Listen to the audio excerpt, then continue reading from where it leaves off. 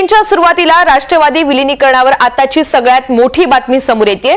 विलीनीकरणावर शरद पवार गटाची 10 जूनला बैठक होणार आहे असं शरद पवार गटाचे आमदार रोहित पवार यांनी म्हटलेलं आहे।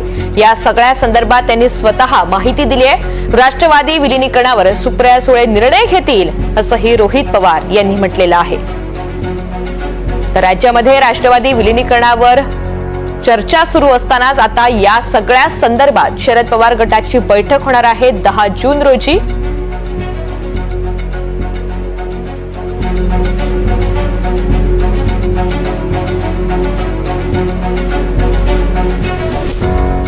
तर राष्ट्रवादी काँग्रेस शरद पवार पक्षाचे नेते रोहित पवार यांच्याशी सध्या राष्ट्रवादीच्या दोन्ही गटाच्या एकत्रीकरणासंदर्भात तसंच पक्षाच्या प्रदेशाध्यक्ष बदलासंदर्भात आणि वैष्णवी हगवणे आत्महत्या प्रकरणामधील जालिंदर सुपेकर यांच्या सहभागासंदर्भात सविस्तर चर्चा केलेली आहे आमचे प्रतिनिधी अविनाश पवार यांनी।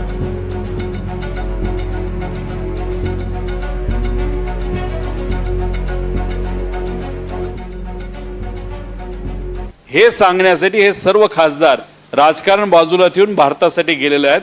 5 तारखेपर्यंत पेशन्स दाखवावा लागेल, शांत राहावं लागेल। सुप्रियाताई परत एकदा येऊ द्या आणि मग सुप्रियाताई त्या बाबतीत काय वक्तव्य करतात हे आपल्या सगळ्यांना बघावं लागेल। अजून निर्णय घेतला गेला नाही, 10 तारखेला असेल, तो कदाचित मुंबईमध्ये असू शकतो। पवार साहेब जेव्हा बोलत होते तेव्हा पक्षाची जबाबदारी ही सुप्रियाताईंवर टाकलेली आहे। पक्षाच्या चिन्हावर निवडून आलेला मी आमदार आहे। आमच्या या देशाच्या कार्याध्यक्षा सुप्रियाताई आहेत।